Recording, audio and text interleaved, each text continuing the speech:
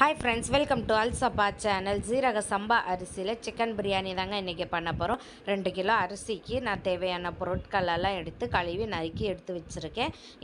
நம்ம பாத்திரத்தில் எண்ணெயை ஊற்றி எண்ணெய் சூடான அப்புறம் பட்டை, கிராம்பு, ஏலக்காய், அன்னாச்சிப்பூ போட்டுக்கிடலாம்.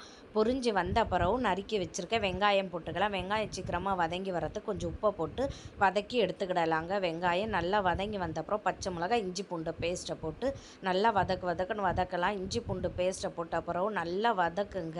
அப்போ தான் பிரியாணி உங்களுக்கு டேஸ்ட்டு செம்மையாக எடுத்து கொடுக்கும். 2 கிலோ சிக்கனை கழுவி எடுத்து வச்சுருக்கேன். அதையும் போட்டு சிக்கனுக்குள்ளே தண்ணியெல்லாம் நல்லா ட்ரை ஆகி வந்த பிறகு தக்காளி பழம் 1/2 கிலோ நறுக்கி வச்சுருக்கதே போட்டு நல்லா கிண்டி விட்டுடலாங்க. 5 நிமிஷம் மூடி போட்டு வச்சிடலாம். தக்காளியும் நம்ம சிக்கனும் நல்லா வெந்து மசஞ்சு வந்திருக்கோங்க. இந்த நேரத்தில் நம்ம மஞ்சத்தூள், கரம் மசாலா தூள், மிளகாய்த்தூளும் போட்டு நல்லா பச்சை வடை போகிற வரைக்கும் வதக்கி வந்த பிறகு புதினாவும் மல்லி இலையும் தூவி நல்லா வதக்கி விட்டுறலாங்க. மூடி போட்டு 2 நிமிஷம் கழித்து ஓப்பன் பண்ணி பார்த்தா எண்ணெய்லாம் பிரிஞ்சு கம பிரியாணி ஸ்மெல்லாக இருக்குங்க. இனி தயிரை எடுத்து ஊற்றி நல்லா மிக்ஸ் பண்ணி விட்டுக்கிடலாம்.